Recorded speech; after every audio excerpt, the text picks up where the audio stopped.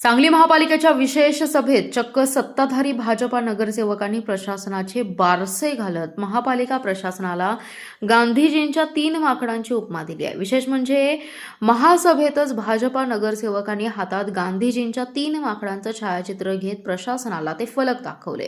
यामध्ये भाजपा नगरसेवक विश्वजित पाटील, केदार खाडीलकर आणि परिवहन सभापती प्रकाश पाटील यांचा समावेश आहे। कुपवाड परिसरातील विकास कामांकडे प्रशासनाचे होणारे दुर्लक्ष आणि नागरी सुविधा देण्यात आलेले अपयश, स्ट्रीट लाईट याबाबत नागरिकांच्या तक्रारींचं निराकरण होत नाही। यामुळे संतप्त झालेल्या नगरसेवकांनी आजच्या विशेष महासभेत प्रशासनाचा निषेध करत आपला संताप व्यक्त केलाय।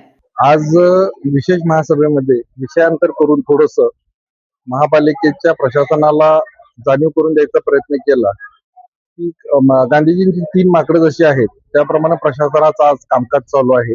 डोळे बंद आहेत। कुपवाड भागातील पाण्याच्या समस्या कडे महापालिका प्रशासनाचे पूर्णपणे डोळे बंद आहेत, कारण पाणी येत नाही। पाण्याचा 24 तास देण्याचा आम्ही जो नागरिकांना दिला होता ध्यास तो तेही आपण पूर्ण करू शकत नाही। तसेच घरपट्टी आपण वाढ करतोय, तेही आपण पाणीच आपण जर देत नसतो तर आपण घरपट्टीच्या बाबतीत कसं आपण त्यांच्याकडे मागणी करणार। कान बंद आहेत। नागरिकांनी ड्रेनेजच्या बाबतीतल्या खुदाईच्या ज्या समस्या दिल्या होत्या तर ते ऐकायला प्रशासन तयारच नाहीये। आणि तिसरं आहे गांधीजींचं माकड आहे की तोंड बंद। रस्त्यावर अंधार आहे, लाईट आहे। समुद्रासारखी मोठं भूत आपल्या मानगुटीवर बसवलेलं होतं त्याचाही बंद स्वरूपात आहे। त्याच्यावरती कुणाचाही प्रशासनाचं कंट्रोल राहिलेलं नाही।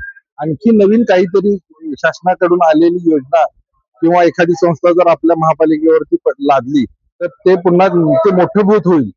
तर अशी ही 3 माकडं गांधीजींची आहेत की डोळे बंद, कान बंद, तोंड बंद। प्रशासनाने पूर्ण जनतेकडे कानाडोळा केलेला आहे समस्यांवरती। आज हे मी आता महासभेत दाखवलेला आहे।